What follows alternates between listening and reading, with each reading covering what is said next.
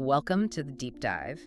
So you've brought in a set of sources today that really, they fundamentally challenge how we think about things like stress and memory and healing. They absolutely do. We're taking on psychological trauma, but not in the way you might typically think about it. We're not talking about it as, a bad story you tell. Right. It's not a narrative. We are talking about it as a physical state, something literally encoded in your body and your brain, changing your whole internal operating system. And that's the mission right there. Yeah. We're diving into research that moves way beyond the traditional, the talking cure, and it really explores the neurobiological reality of being stuck in the past. Okay. And our sources, they draw on decades of work with survivors, combat vets, abuse victims, you name it. And the core realization is this. Trauma isn't just a story. It's an internal state the body keeps reliving. The alarm system is just always on. To make that feel real, let's start with the case of Tom, the Vietnam vet. He was plagued by these just debilitating nightmares for decades. And when he's finally offered medication to stop them, he refuses. Why would anyone choose to keep living that?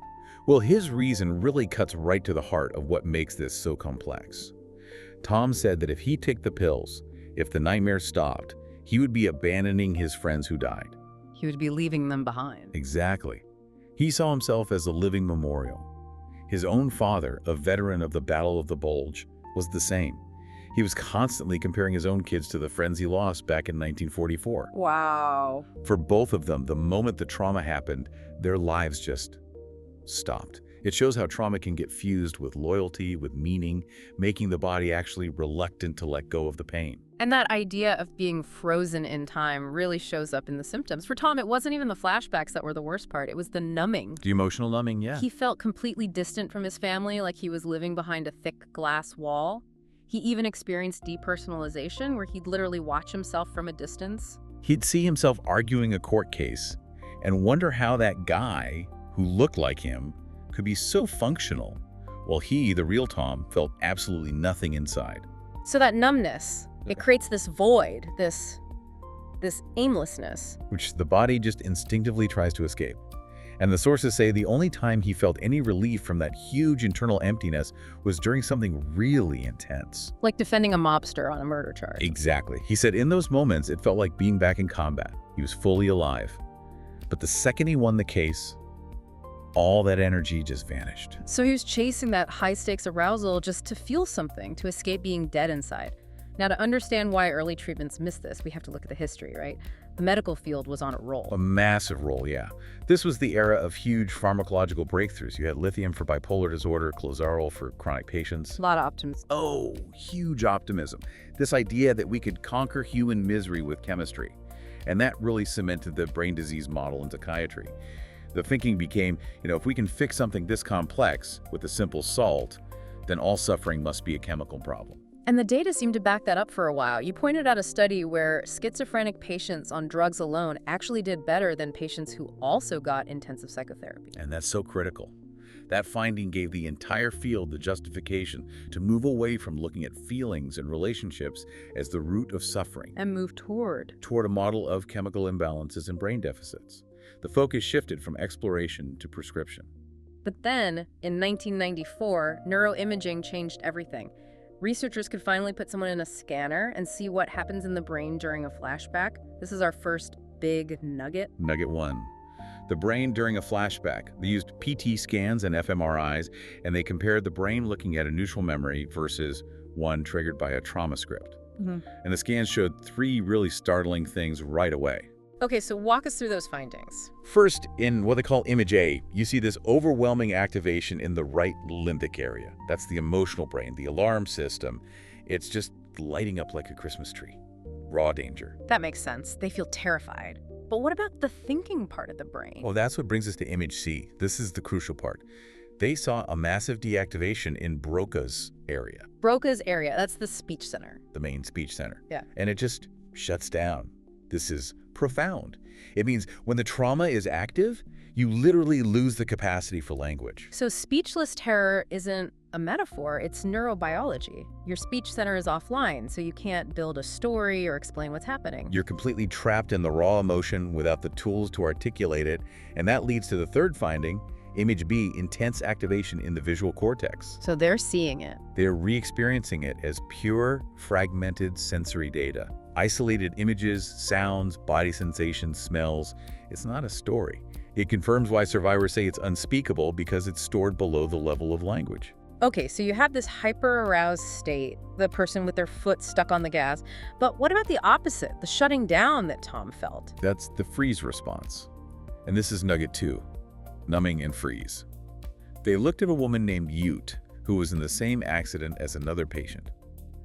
When they had her relive it, her mind went blank, and her brain scans showed that almost every area decreased in activity.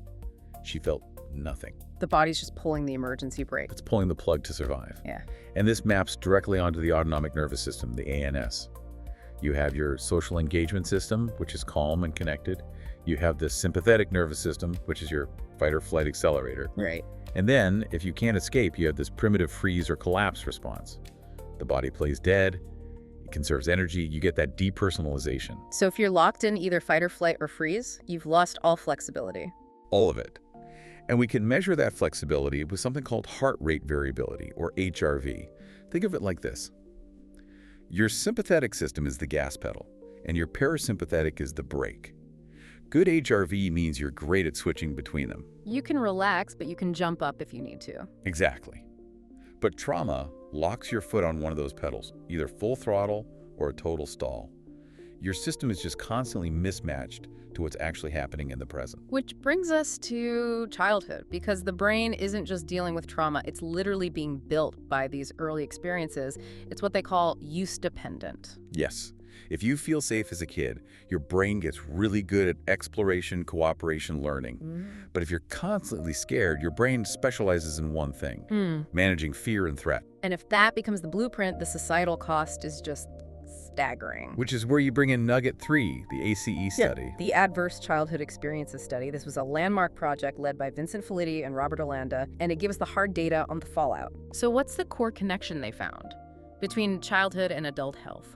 They found that these adverse experiences are almost never isolated. Abuse, neglect, dysfunction in the house, they tend to cluster together. And the damage, both mental and physical, goes up drastically with every single additional ACE point you have. And the numbers are just devastating. The sources say that for women with an ACE score of 4 or more, their rate of chronic depression was 66%. 66%, compared to just 12% for women with a score of 0. We are seeing major adult diseases, heart disease even, that are really just the bill coming due for toxic stress that happened 50 years ago. We're treating history with expensive modern medicine. That's it, exactly. And Agnerance's conclusion from all this was so bold. He said that if we could eliminate child abuse, we would cut the rate of depression by more than half, alcoholism by 2/3. He called it the gravest and most costly public health issue we face. It really makes you think about that fundamental need for safety. I was floored by one statistic you pulled. 1 out of every 4 patients interviewed couldn't remember anyone they felt safe with as a child. Isn't that staggering? It just confirms that the lack of a safe, protective attachment is the central injury. But here's where it gets even more interesting. That relationship piece, it can actually override your genetics. Wait, what? So genetics aren't destiny, even if you have the genes that make you prone to depression? The research suggests they aren't. They studied rhesus monkeys, which have the same short and long serotonin gene alleles as we do. The short allele is the one linked to impulsivity, aggression, higher risk for depression. Okay. But the study found that this risky gene only led to long-term problems in the monkey if it was raised by an inadequate mother. So if the monkey had the high-risk gene, but a good, safe upbringing, it was okay? It was okay. And the same thing is true for humans.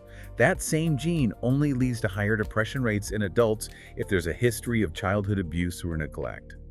It proves that safe, predictable relationships are the key biological factor. Your environment determines if your risky genes even get switched on. This brings us right back to the central problem for healing. If trauma is stored in the body, in the muscles, in these sensory fragments with the speech center shutting down, then just talking about it isn't always enough. Exactly. It's often insufficient. You need interventions that focus on helping people gain mastery over those internal sensations. And that realization led to some really powerful body-based therapies. Like somatic experiencing or sensorimotor psychotherapy? Yes, and the goals of these therapies are very physical. First, you're trying to draw out that frozen sensory information. Second, you help the person actually befriend those intense internal energies, the terror and the rage. Instead of fighting them. Right. And third, you help them consciously complete the physical actions they couldn't back then, the fight or the flight that was blocked when they were trapped. We also see this idea of integration in something like EMDR. You pointed to the case of Bill, the veteran whose symptoms came roaring back 18 years later, just because his son registered for the draft. Instantly, his body and mind were back in 1970. And with EMDR, they were able to take those fragmented memories, the images, the smells, the feeling of his gun, and process them into a coherent story of what happened long ago. So it shifts from a current threat to a finished story from the past. It becomes a memory, not a constant re-experience. And what's crucial is that this happens with very little talking about the details. The focus is on the body's reprocessing, not a cognitive debrief. Precisely. And another approach that focuses on this kind of internal reorganization is internal family systems, or IFS. IFS is getting a lot more attention now, but the language can be a little confusing. Can you break down the core idea for our listeners? What are parts and self? Absolutely. IFS sees the personality as being made up of different protective parts that emerge in response to trauma. You might have an angry manager part that takes over, or an exiled child part that holds all the pain. And these parts are trying to protect you? They are. They emerge to protect your core self from being annihilated. So the goal isn't to get rid of them. The goal is to cultivate the inner self. Which is what exactly? It's that undamaged core essence of who you are. It's naturally calm, curious, confident, connected. By cultivating that self, you develop an internal leader that can calmly approach these protective parts. I see. And once the parts feel they have a safe leader inside, they can finally unburden all the traumatic feelings they've been holding. It changes the entire internal system from a war zone to a cooperative team. And that ability to connect is so key because trauma just devastates the social engagement system. Which brings us to our final nugget on the power of community and movement. Nugget 4, healing through theater and synchrony. And this is nothing new.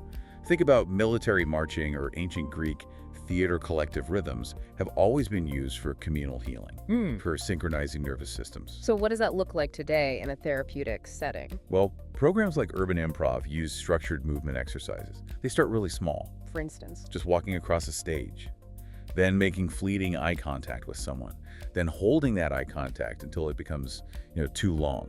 It's a step-by-step process of becoming present in your body and attuned to others again, making it safe to connect. And you mentioned they're really strict about language in these programs. Very strict. The directors insist that people name their feelings precisely. I felt angry, I felt scared. Not vague judgments like, it felt good or it felt bad. Why is that so important? Because it forces them to stay grounded in the actual embodied emotion. It keeps them from jumping up into the cognitive judgmental part of the brain, which is often just a way to avoid the feeling itself. It keeps the work in the body. This has been a really profound deep dive. It feels like it completely recalibrates how we should look at mental health.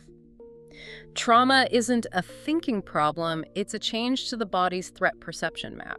It really is. And that the safety of our early relationships is this incredible biological shield against genetic risk, and that healing has to involve the body, community, and integrating all these fractured pieces. And, the knowledge we have now about the public health cost of all this, it's immense. It raises a huge final question for you, the listener, about where we put our resources. How so? Well, consider the contrast. The U.S. spends about $84 billion a year on incarceration.